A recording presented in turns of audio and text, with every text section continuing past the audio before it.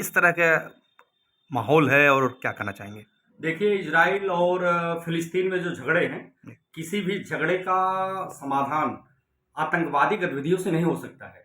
5 minute में Israel के ऊपर 5000 रॉकेट दागा गया, वहाँ के निर्दोष लोगों की हत्या की गई, वहाँ की बेटियों को और वहाँ की औरतों को लाके नग्न रूप से प्रदर्शन किया गया। ये निश्चित रूप से कोई धर्म या कोई देश इसकी इजाज़त, कोई सभ्य समाज इसकी इजाज़त नहीं देगा। और कोई देश अगर अपनी आत्मरक्षा में, अपने देश के नागरिकों की रक्षा में और अपने सम्मान की रक्षा में, आत्मरक्षा में अगर कोई निर्णय लेता है तो हम उसके निर्णय के साथ है।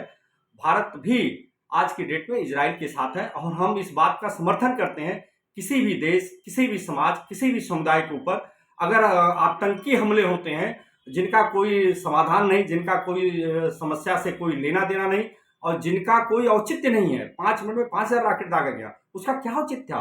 अगर कोई समस्या है तो समस्या का समाधान किया जा सकता है। मैं उन लोगों से पूछना चाहता हूं जो आज आतंकवादी गतिविधियों का समर्थन करते हैं, मैं पूछना चाहता हूं, अगर उनके ऊपर ऐसे आतंकी हमले हो जाए, उनके परिवार के अंदर हो जाए, उनका पड़ोसी उनके घर में घुस के उनके बहु बेटियों के साथ उसी तरह से कृत्य करे जैसे हमास और फिलिस्तीन के लोग किए हैं, तो उनका प्रत्युत्तर क्या होगा? वो क्या चाहेंगे? अपनी बहु बेटियों को इज्जत के साथ समझौता करेंगे? वो अपने देश की अखंडता और संप्रभुता के साथ समझौता करेंगे? अगर वो स्वयं के साथ नहीं कर सकते तो ऐसी गतिविधि वैश्विक पटल पे भी नहीं होनी चाहिए और नैतिक रूप से हर उस देश को इजराइल के साथ खड़ा होना चाहिए जिनके देश में इस तरह की आतंकी घटनाओं से जो लोग परेशान हैं। लेकिन इजराइल जो इस समय कर रहा है, हमास आतंकवादी को मारने के चक्कर में पूरी गाजा पट्टी को ध्वस्त कर दे रहा है, क्या निर्दोष लोगों को? देखिए, युद्ध में ये तय नहीं हो पाता है कि हम युद्ध का परिणाम क्या हो पाएगा। युद्ध जब होता है तो उसमें बहुत सारे ऐसे लोग होते हैं जो निर्दोष लोग उसमें उसका सजा भोगते हैं।